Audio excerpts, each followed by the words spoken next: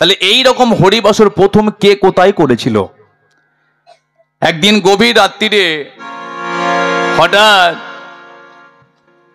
ও কাকা, কাকা তুমি কি ঘুমাচ্ছ নাকি?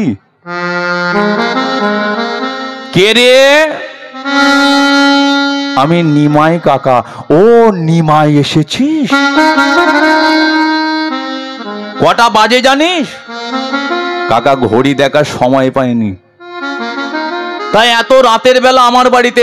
দাঁড়া বাবা, দাঁড়া দাঁড়া দাঁড়া, দরজাটা একটু খুলি, দাঁড়া।